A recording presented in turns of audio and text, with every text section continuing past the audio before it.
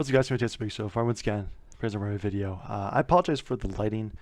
Recording is kind of later at night, long day of work, and came home like, oh no, I forgot to record a video, so I'm doing it right now. So my apologies for the horrible lighting. I'm not fancy. I don't want one of those like cool like lights you see like other content creators have. I'm not too fancy, so my apologies. But look at the Octarius. War, I probably completely butchered it.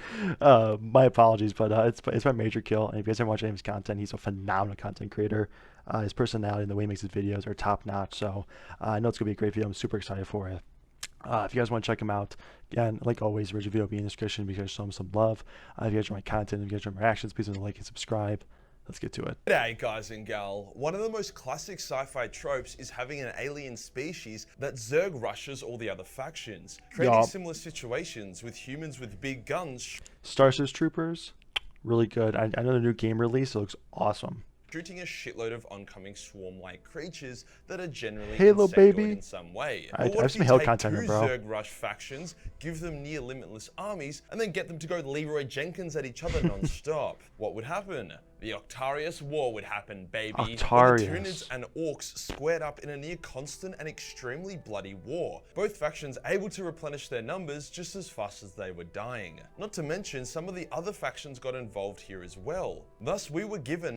When the Tyranids become like super OP though, because they're always consuming biomass, like even if they're using a lot, they still be consuming probably more, right? I don't want to think about that. The highest kill per minute war in the entirety of Warhammer 40k. Before we get started, 1 year ago I reviewed a Warhammer 40k mobile game called Tacticus. It was fun and enjoyable, but I thought I would move on from it after some time. Well, 1 year onwards and I pretty much have played every single day. I'm in the 6th highest ranked guild on the planet. I'm sorry, bro. The artwork for this thumbnail was commissioned by me by my very talented artist Alex. Looks super dope, by the way. That's a cool ass shot. Like you can't look at this and think Warhammer's like boring or dumb.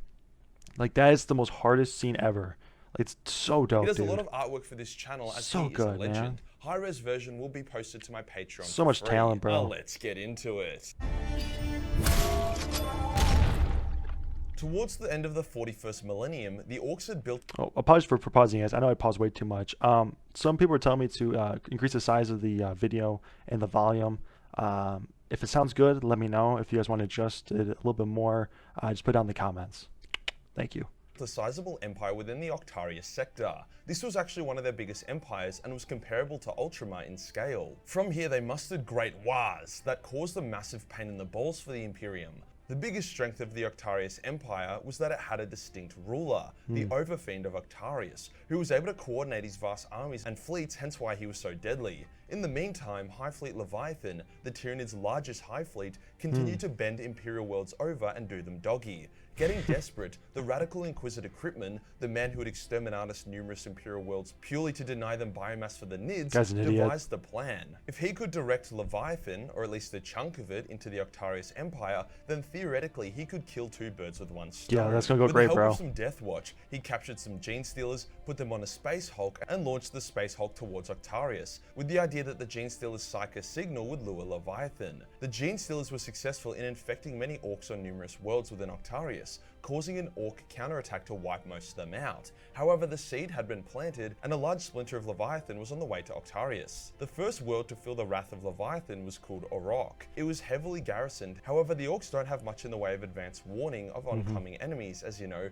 who the fuck would want to invade an Orc world? So when the skies darkened with millions of spores, the Orcs were a bit confused. Within moments, millions of Nids had landed and charged at the Orcs. The Orcs didn't hesitate, roaring a mighty wah before engaging in battle. Within seconds, thousands had died, as chitinous swarms of Nids clashed with the green tide of the Orcs. Squigs fought Rippers, Boys fought Gaunts, Knobs fought Warriors, as War Bosses fought Hive Tyrants. We didn't move this, There was bro. even Squigoths fighting Biotitans. Pure violent chaos. Even on the microscopic level, Orc spores fought against Tyranid microorganisms. Shit was fucked. However, with the element of surprise, a larger army, and being slightly more suited to the all-out carnage, the Tyranids won the battle and massacred the Orcs, claiming the world as fuel. What became apparent during the brief war in Iraq was that due to the obscene amount of corpses on both sides, the Tyranids had a shitload of biomass to draw from and could almost infinitely replenish their numbers, so as long as they weren't getting pushed back. If they were getting pushed back, then the corpses would become inaccessible to them.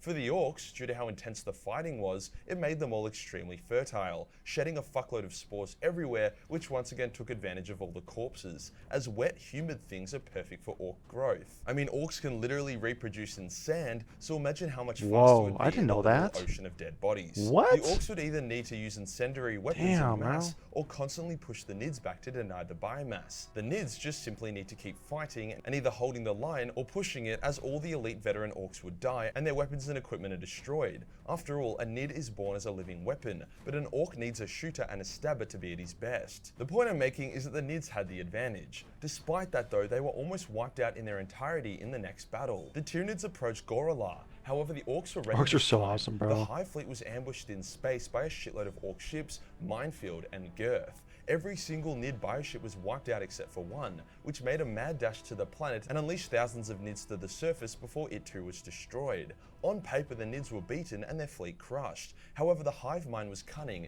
and used its small army to attack Orc patrols. Then, after building up enough biomass, the Nids began engaging in larger and larger battles before retreating, then returning at night to salvage the bodies on both sides, meaning despite their losses, they would always make a profit. This continued until the Nids had built up a force in the millions. However, the Orc war boss was a tough cookie, and as long as he lived, the Nids couldn't win. So they sent Lictus to try kill him, but he was able to survive each attack. Eventually, the Hive Mind was like, "Fuck me, fine," and lured the warboss into a trap in which then he was pounced on by a group of lictors, tearing him to shreds. With their warboss dead, the Orcs fell into disarray, easy pickings for the Nids, who went on to consume the entire world, replenishing their biomass enough to rebuild their fleet and continue their invasion of Octarius. Their next target was the world of Octarius itself. Once again, carnage ensued. So many Orcs were shooting at the sky as the Tyranid spores rained down that it was literally raining chunks of Tyranid flesh that had been blown apart. The hidden gene stealers emerged to attack the Orc flank, while swarms of gargoyles descended to engage the Orc air units. This is where the war stalemated in the most violent sense possible. There was no ceasefire, it was stalemated because the Orcs and Nids killed each other, yet replenished at nearly the same rate. With so much biomass being collected, the Nids were able to bring the war to various other worlds in the Octarius sector, whilst Orcs from all around the galaxy felt the call of the War and arrived as well, creating obscene wars on dozens of worlds. Not every world in the Octarius sector was an Orc world. There were numerous Imperial worlds as well. Inquisitor Cryptman had fucked up. Intending to kill two birds with one stone, he had instead given both birds a huge steroid injection straight to the scrotum. The Orcs of Octarius were bigger and stronger than ever before, whilst the Nids were evolving due to all the biomass while also learning many new tactics. The war was so intense that other parties started to get involved. A Khornite warband arrived and joined in on the slaughter, as the pure melee of it was glorious. The Elder of Samhan began attacking everyone as a part of some convoluted retarded scheme. The war would then spill out of just the Orc worlds, with dozens of Imperial worlds getting invaded by Orcs, Nids, Chaos, Gene Stealers, and sometimes all at the same time. The most successful Imperial worlds were the ones that allowed the invading enemies to kill each other before then mopping up the winner. Kind of like Inquisitor Cryptman's strategy, but a lot more thought out and controllable. Not just, let's throw Leviathan at the Orcs and see what happens. Such an idiot, bro. Were pulled in to help, whilst the Imperium itself decided to create a fortified cordon of worlds to try quarantine the Octarius sector. Any world in the cordon was considered to be expendable. Overall, shit had gone pretty horrifically for the Imperium. Even Deathwatch operations, usually a complete stomp due to how hard the Deathwatch get wanked off in the lore, often ended in failure. One such example was when an Inquisitor and her forces were able to capture an Orc device that supposedly disrupted Tyranid synapse creatures. They wanted to test out the device, so they went to what they thought was a pretty low-key world with only a few Nids and Orcs on it. Well, turns out it wasn't that low-key, and everybody, the Inquisitors, the Deathwatch, even the Elder that they had teamed up with, died for nothing. I really feel like the Octarius War was some GW writers who had been sick of all the Space Marine wank, so they just wanted the Nids and Orcs to wreck absolute tits. It wasn't all loss and death for the Imperium though. Helbrecht and his Black Templars were able to get some limelight, saving a key Imperial world, whilst the Quarantine Cordon held strong. They also launched a number of special missions, and some were successful, but the point I'm trying to make is that the Imperium was a side quest, a guest star to get their cheeks clapped. The true war between the Nids and Orcs in Octarius. The Imperium can't hold hands with these two, with that battle, man. Arrived after he had recently the Orcs and the Tyrannids got too powerful, his army bro. in girth was enough to drive back the Nids, as he himself took out a Tyranid Morlock, one of their superorganisms. However, just like any ADHD kid, Gazcal soon got bored and left, taking his army with him, once again creating the opening the Nids needed. The final war within the Octarius War had begun, as the Swarm Lord itself gathered its forces to launch its final invasion of the Octarius system. The Orcs were having the absolute time of their lives. It was almost comical their war against the Nids, like a big arcade game. Despite this, the Swarm Lord was way too cunning, outclassing the Orc war bosses on each of the different worlds within the Octarius system, achieving victory after victory as the Orcs were pushed back to the world of Octaria. It is here that the Overfiend made his stand. The final truly epic battle played out, with the Swarm Lord knowing that it needed to kill the Overfiend at all costs. It used a fleet's worth of biomass to get to the Overfiend, sacrificing elite Tyranid forms like they were gaunts, but eventually the Overfiend and Swarm Lord came face to face and engaged in a duel. The Overfiend was a beast and had actually previously killed the Swarm Lord, but learning from its own death, the newly reformed Swarm Lord outclassed the Overfiend and whittled him down before overcoming. See, that's just so OP. They can learn from their death. That's just so OP, bro. Him, feasting on his brain. Octaria was lost. With the Overfiend's death, all cohesion was shattered and infighting began. 6 war bosses declared themselves the new Overfiend, and whilst Orc forces still exist in the Octarius sector in great number, the Tyranids had broken their back, gutted their capital worlds, and were the official victors of the Octarius War. Leviathan had never been stronger. It had gained a shitload of biomass, new DNA, and tactics. It's more of a mop-up job now. However, with many Orcs, who had jacked up on being veterans of the Octarius War, retreating from the Nids and entering Imperial space, alongside the fact that the Nids are now free to properly turn their attention to the Imperium, shit is looking bad. The main reason why the Nids are the current big bads of the setting in 10th edition is because they won the Octarius War. So good work, Inquisitor Cryptman, you giant fucking retard. After all, where do you think these new spicy bioforms have come from? Damn, I didn't bro. see a Norn emissary before the Octarius War. In all fairness to Cryptman, he got the idea after seeing an Orc world invaded by the Nids, which more or less wiped out both sides, and there has been many occasions of that occurring time and time again. After all, the Nids were almost wiped out. But it's the strongest Tyranid force, bro. Which would have taken out a splinter fleet of Leviathan and an entire Orc world. Not a bad result overall, but sometimes shit happens. In this instance, the Orcs getting jacked up and attacking Imperial space, whilst the Nids are now powerful enough to wipe out the Imperium, was just how the cookie crumbled. Well, that was awesome. I love how the Orcs represent. So sad the boys lost.